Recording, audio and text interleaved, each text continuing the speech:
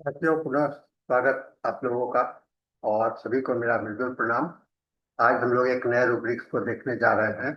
और यह रूब्रिक्स है, बहुत ही इम्पोर्टेंट है, बहुत ही महत्वपूर्ण है, क्योंकि हम लोग के काम प्रैक्टिस में हमेशा इसको हम लोग को देखने को मिलता है। और कुछ लोगों का व्यवहार होता है जो उसमें ये रिलेटेड होता है। ये रूब्रिक्स है एब्यूसिव, यानी कि कहने का मतलब हुआ अपशब्द करने वाला या गाली गलौज करने वाला। होम्योपैथिक रिपर्टरी में एब्यूसिव उस मानसिक अवस्था को दर्शाता है जिसमें व्यक्ति दूसरे को के प्रति अपशब्द, कठोर, अपमानजनक या हानिकारक भाषा एवं व्यवहार करता है। ये व्यवहार मौखिक हो सकता है, मानसिक हो सकता है, या व्यवहारिक भी हो सकता है।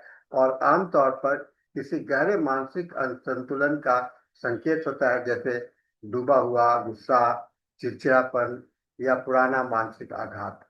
इसके कुछ सिनोनिम्स हैं जो कि आप पर्यायवाची शब्द में जैसे करते हैं।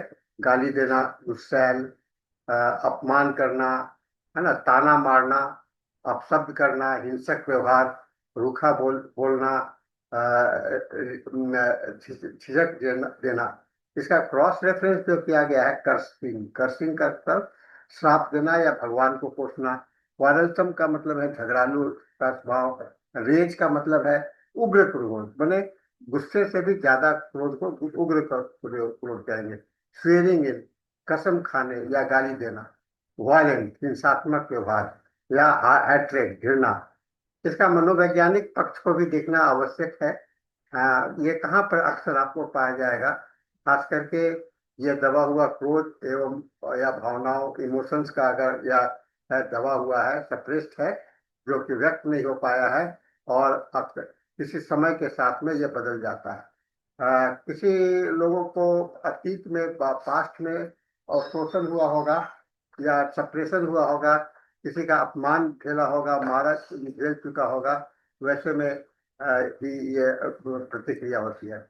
कभी कभी लोगों में भावनात्मक संतुलन की कमी होती है, अपने प्रतिक्रियाओं पर नियंत्रण नहीं कर पाता है, इसमें भी ये करते हैं। कुछ हीन भावना होता है ना, अपने आप को नीचा समझते हैं।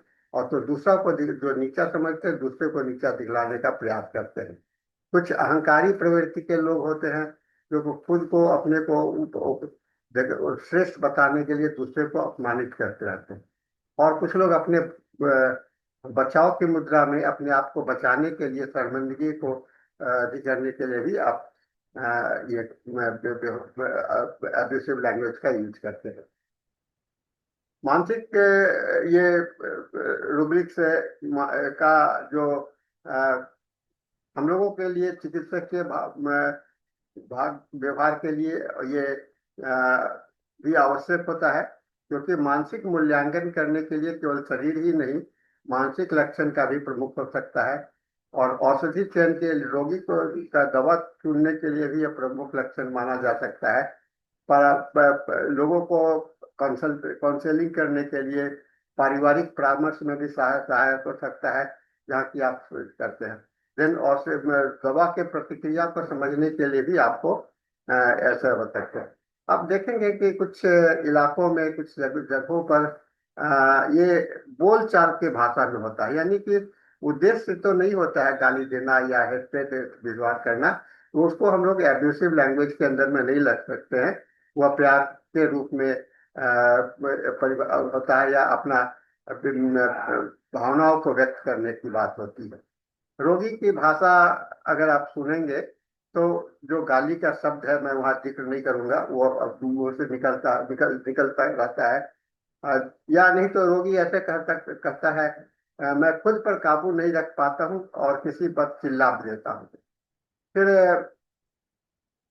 वो कहता है, मैं दूसरे उसको तो इतना गाली दिया, उतना गाली दिया, लेकिन उसके लिए मुझे कोई पछतावा नहीं है। लोग मूर्ख हैं, उन्हें डांटना जरूरी है। मैं बस गुस्से में गालियां देने लगता हूँ। मुझे लगता है मेरे लायक कोई जगह नहीं है, मैं उनको मेरे लायक नहीं है, इसलिए मैं उनको जगह दिखा देता हूँ। कुछ उसका व्यवहार देखिएगा, कुछ रोगी का जो आपके सामने में आता है, तो वह आवाज उसका बहुत तेज लहजा होगा, ऊंची आवाज में बोलेगा, गुस्से में आंख की चमक और चेहरे का तमतमाया हुआ होगा, बात बात में टोकना या दूसरे की बात को काटना, अपमानजनक शब्दों का प्रयोग करना या ताना देना, गुस्से में सामान को फेंक देना, हिलाना। ये अभिव्यक्ति बहुत जरूरी होता है देखना कि गुस्सा में गुस्सा करता है तो क्यों गुस्सा आता है। रोगी में देखना हम लोगों को आवश्यक होगा क्यों गुस्सा आता है, गुस्सा में वह क्या करता है। जैसे कोई सामान फेंकना, माथा पटकना, उसका जो शरीर पर प्रतिक्रिया, गुस्से में पसीने पसीना पसीना हो जाता है, चेहरा लाल हो जाता है, और बच्चों में मारपीट, चिल्लाना या गाली देना होता है। अब इसका तुलना कर सकते हैं हम लोग दूसरे रूब्रिक्स के साथ में। एब्यूसिव जो हम लोग ने देखा, नीचा दिखलाने का मेन उद्देश्य होता है नीचा दिखलाना और गाली शब्द ताना का प्रयोग करना। झगड़ालू होते हैं जो क्वारलसम कहते हैं, झगड़ा करने की प्रवृत्ति होती है, लेकिन ये कुछ जरूरी नहीं है कि गाली दे करके ही झगड़ा देगा।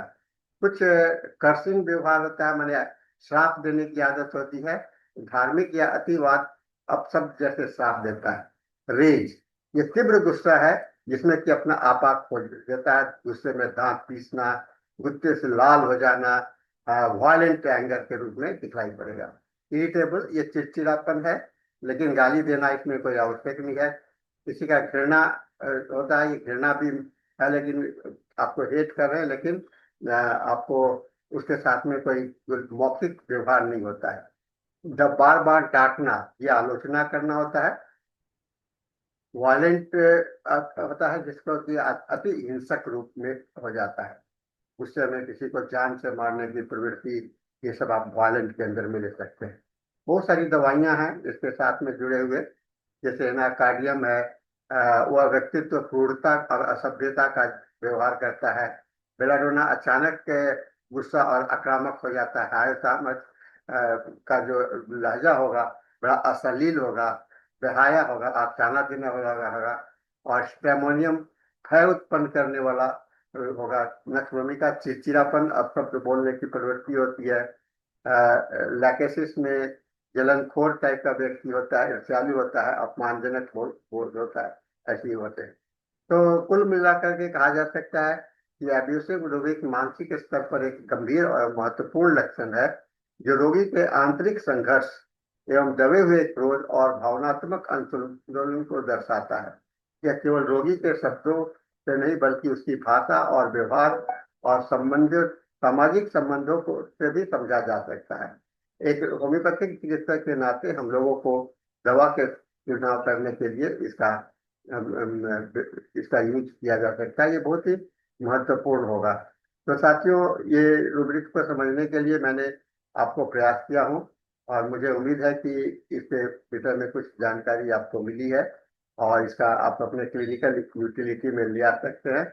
और रोगी से जरूर पूछिए। आप ये कुछ पूछना, मेंटल सिम्टम्स एक तो है कि पूछ करके भी पूछ सकते हैं, आसपास के लोग भी बता सकते हैं, या खुद आप ऑब्जर्व कर सकते हैं, ये आपको दिखलाई पड़ सकता है।